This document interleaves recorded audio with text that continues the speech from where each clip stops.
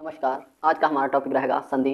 और संधि को पढ़ने पहले एक आपको लाइन बताते हैं। जीत लो हर लम्हा, बीत जाने से पहले लौट कर यादें आती हैं, वक्त नहीं। इसी की लाइन के साथ अपना टॉपिक शुरू करते हैं आज का संधि। और संधि की बात करते हैं तो आपको याद रखना है, संधि होती हैं 3 प्रकार की। एक आपका हो जाएगा स्वर संधि, और एक आपका हो जाएगा व्यंजन संधि, और एक आपकी हो जाएगी विसर्ग संधि। तीनों की परिभाषा की बात करते हैं। जब स्वरों का मेल होता है तो आपकी स्वर संधि लगेगी, और किसी व्यंजन का मेल किसी स्वर के साथ अगर होता है तो वहाँ पे आपकी व्यंजन संधि लगेगी। अगर विसर्ग संधि की बात करते हैं तो किसी भी विसर्ग का मेल व्यंजन या स्वर के साथ होता है तो वहाँ पे विसर्ग संधि लगेगी। आज का हमारा टॉपिक रहेगा केवल स्वर संधि का। स्वर संधि की बात करते हैं तो स्वर संधि को आपको पता है, स्वरों का मेल होगा तो स्वर आपको पता होने चाहिए। स्वरों की बात करते हैं तो स्वर आपको 3 प्रकार से लिख लेने हैं। एक तो आपका हो जाएगा छोटा आ, बड़ा आ, और इसके बाद छोटी ई, बड़ी ई, छोटू ऊ, बड़ू ऊ और ऋषि लिख लेना है आपको।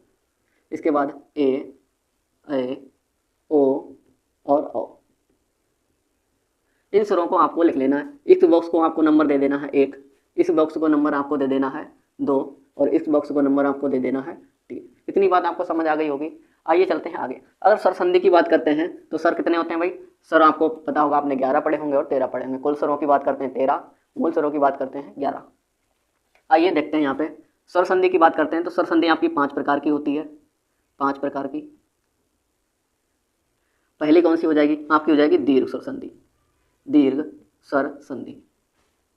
इसके बाद बात करते हैं आपकी हो जाएगी गुण स्वर संधि, और इसके बाद बात करते हैं आपकी हो जाएगी वृद्धि, वृद्धि स्वर संधि। इसके बाद आपकी हो जाएगी यण, यण स्वर संधि, और लास्ट आपकी हो जाएगी अयादि, अयादि स्वर संधि। ठीक है, ये आपकी होती है स्वर संधि। पहली हो जाएगी ये, दूसरी, तीसरी, चौथी और 5वीं। 5 आपकी संधि हो जाती हैं। इसके बाद बात करते हैं कि कौन सी संधि में कौन सा नियम लगेगा। आपको नियम याद करने की कोई जरूरत नहीं, आपको ये बॉक्स आदि याद करने हैं। पहला, दूसरा, तीसरा।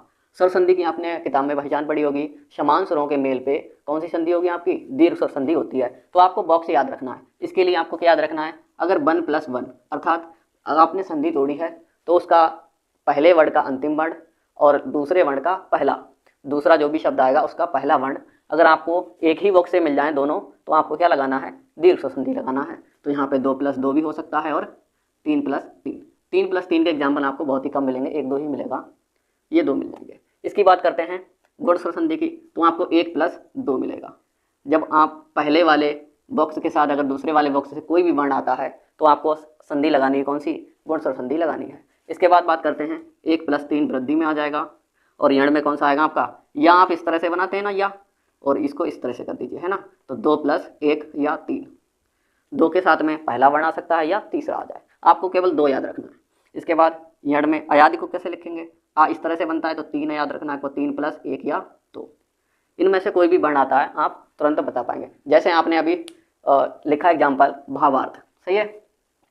भावार्थ की बात करते हैं तो आप लिखिए, एक एग्जाम्पल आपके पास है भावार्थ।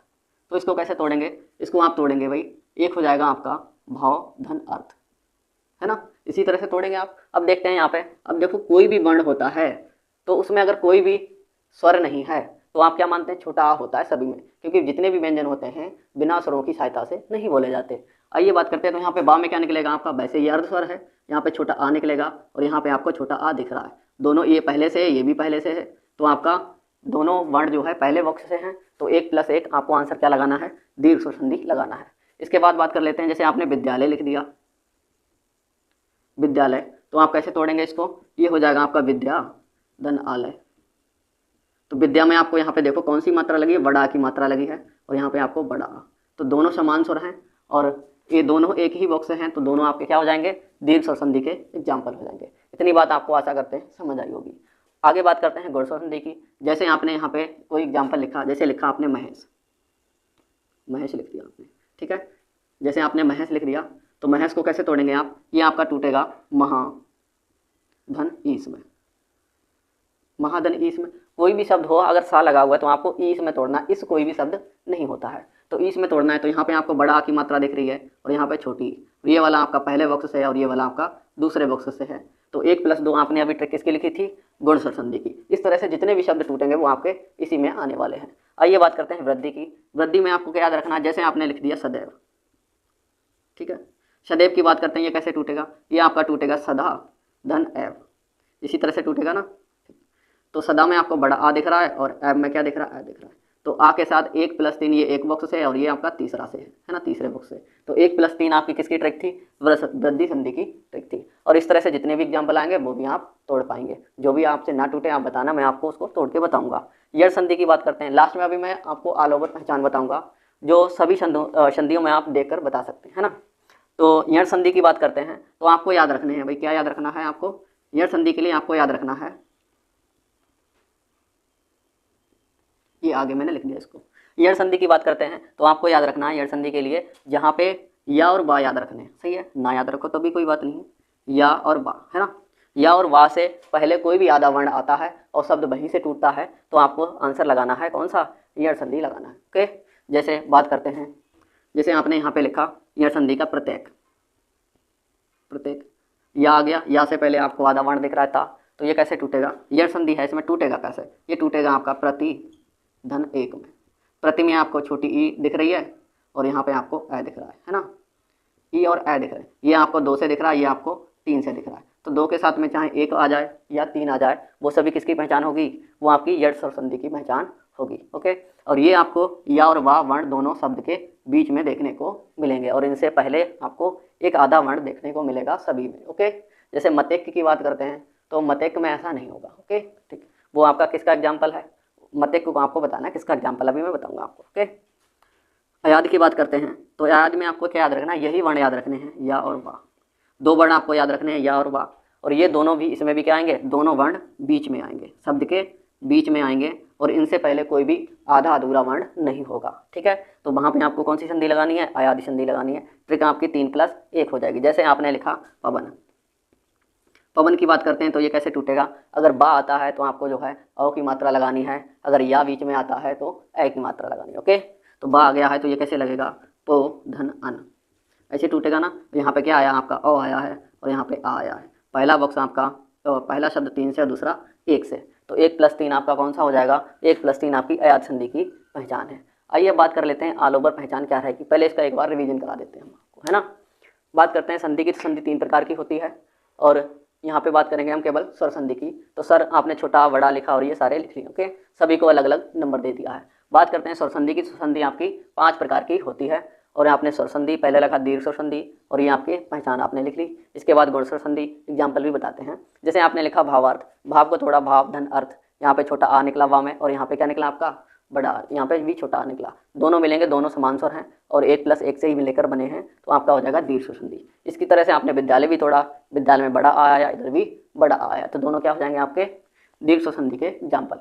गुण की बात करते हैं तो यहाँ पे आपने तोड़ा महेश, तो ये हो जाएगा महाधन ईस, महा में बड़ा आ रहा है, इसमें आपकी बड़ी ई आ रही है, ये पहले से और ये आपका दूसरे से, तो 1+2 किसकी ट्रिक है आपकी गुण स्वर संधि की।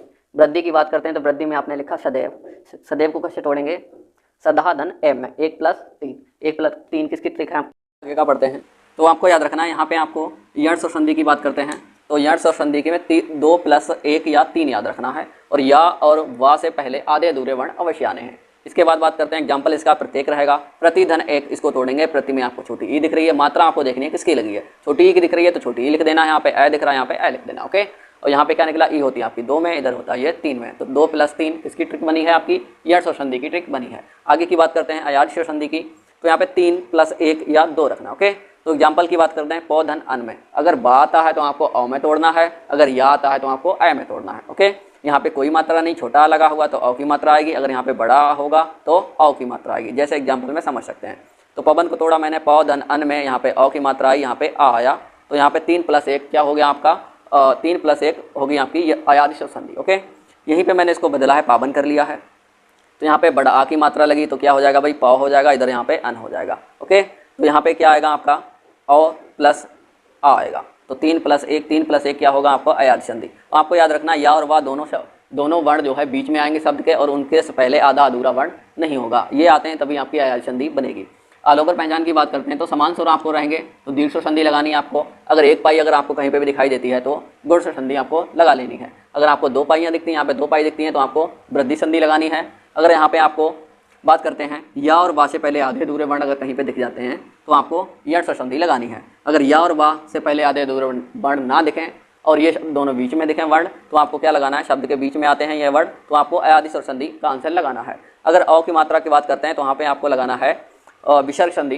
ओके, ये रहा हमारा संधि का पहला टॉपिक, स्वर संधि का। इसके बाद बात करेंगे हम व्यंजन की और विसर्ग की। तो आज का टॉपिक हमारा इतना रहेगा, कल पढ़ेंगे आपकी व्यंजन संधि को। अगर आपको हमारा ये तरीका पसंद आया तो हमारे चैनल को सब्सक्राइब और शेयर करेंगे। हमारा फेसबुक चैनल भी आप ज्वाइन कर सकते हैं शुभिंदर शर्मा नाम से। Thank you, all the best, नमस्कार।